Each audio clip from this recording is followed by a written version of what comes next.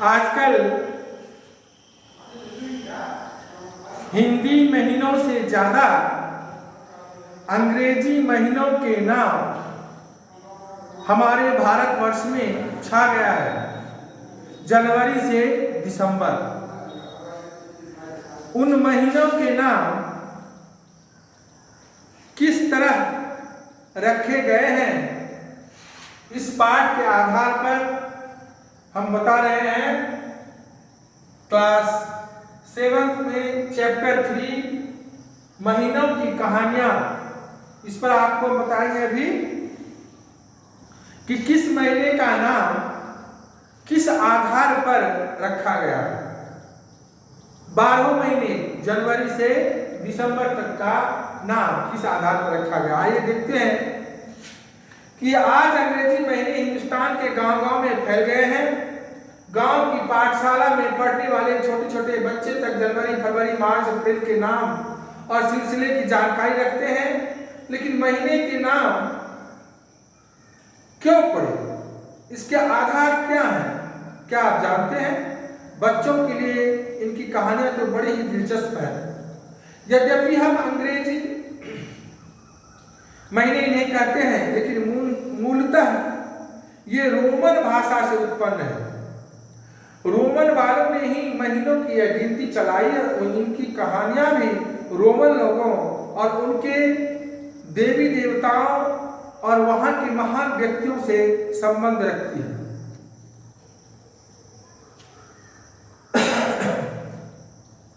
मान लीजिए सब महीने का एक जुलूस बनाकर हमारे सामने आ रहे हैं।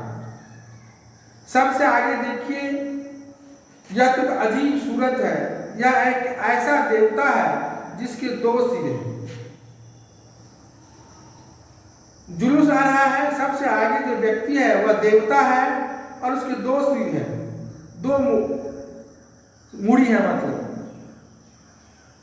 एक ही समय वह 2 सिर होने के कारण आगे भी देख सकता है और पीछे भी देख सकता है। उनके हाथ में एक बहुत बड़ा चाबी है, कुंजी है। इसका नाम जेनस है। जो रोमन निवासी अपने काम में शांति चाहता था, किसी काम में सफलता चाहता था, तो वह जेनस देवता की पूजा करता था। जेनस को स्वर्ग का द्वारपाल कहा जा सकता है। उसे स्वर्ग के गेट की चाबी है उसके पास। इसलिए रोमन लोग अपने घरों और किलों के द्वार पर रक्षक के रूप में जेनस की प्रार्थना करते थे। उसके मंदिर के 12 दरवाजे थे, इसीलिए महीने 12 हुए। जैसे जोनस आगे पीछे देखता है, जनवरी भी वर्ष का अंतिम और प्रारंभ दोनों है। जनवरी दिसंबर को भी देखता है और स्वयं प्रारंभ है और फरवरी को भी देखता है। दोनों इशारा करता है। यह हमें बताता है कि हम पिछले वर्ष से प्रेरणा लें और बीती हुई बुराइयों से सबक सीखें और नए काम करें। जुलूस में जनवरी के पीछे फरवरी है। एक जमाना था जब फरवरी साल का आखिरी महीना था, लेकिन ईसा के 450 साल पहले ही उसका रुतबा छिन गया। अब महीनों में उसका दूसरा स्थान निश्चित है। हर वर्ष इसके 28 दिनों में एक दिन 4 वर्ष के बाद जुड़ जाता है। हर वर्ष 28 दिन होते हैं, 4 वर्ष के बाद एक दिन जुड़ जाता है। इसकी गड़बड़ हालत ही सूचित करती है यह कभी साल का आखिरी महीना था, जिससे साल की क्षतिपूर्ति या घटबढ़ का हिसाब इसमें एक दिन जोड़कर किया जाता है। फरवरी का नामकरण रोमन के लोगों फेबुआ नामक त्योहार पर रखा। लूकरस नामक देवता के उपलक्ष्य में यह त्योहार मनाया जाता है। फेबुआ इस महीने के आखिर में यूरोप की गृह देवियां अपने घरों की सफाई वसंत की आगवानी में करती हैं। जुलूस की तीसरी मूर्ति कैसी जबरदस्त और भयावनी सूरत वाली है। एक विशाल रथ पर एक महान योद्धा बैठा है। भय और वेग इसके 2 घोड़े हैं। योद्धा के हाथ में एक भाला है, दूसरे हाथ में विशाल ढाल है। यह रोमनों का युद्ध देवता मार्स है। रोमन लोग मार्स को युद्ध देवता ही नहीं समझते थे, बल्कि ऐसा देवता मानते थे जो सब कुछ कर सकता था, उसकी शक्ति अपार थी। सैनिक की भूमि जो जाते थे अपने साथ एक पिंजरे मुर्गियां ले आते थे जो मांस को बहुत प्रिय थी। यदि ये मुर्गियां अच्छे से दाने चुक लेती तो युद्ध में जीत होती थी। मार्च का महीना इसी मार्च देवता के नाम पर रखा गया। यूरोप में मार्च का महीना बहुत ही हलचल और शोरगुल का महीना समझा जाता है। लेकिन जुलूस में चौथी मूर्ति कितनी सुहावनी है, ना तो देव मूर्ति है ना देवी की है, ना मर्द है ना औरत है, ये तो बसंत की परी है, सुंदर कोमल दयालु। अप्रैल का मतलब है दरवाजा खोलना। रोमन लोगों ने देखा यह महीना उन सभी चीजों के जन्म का दरवाजा खोल देता है जो शिशिर के झकोरों के डर से छिप जाते हैं। इसलिए यह महीना जो कलियों के सोते से जागा और कलियों को सुलाने से उठाने तक का काम किया, जंगलों में गीतों को भर दिया, यही अप्रैल कहलाता है। अप्रैल के पीछे एक देवी आ रही है, उसका नाम है माया। इसके पिता एटलस थे जिन्होंने इस धरती का भार अपने कंधों पर रखा। एटलस की 7 बेटियां थी। इन बेटियों में माया सबसे प्रसिद्ध हुई। देवताओं के पिता जुपिटर ने माया और उनकी बहनों को तारों के रूप में आसमान में ला दिया। प्लिंट्स नामक 6 तारों का झुंड जो आसमान में दिखता है, वो माया और उसकी बहनें हैं।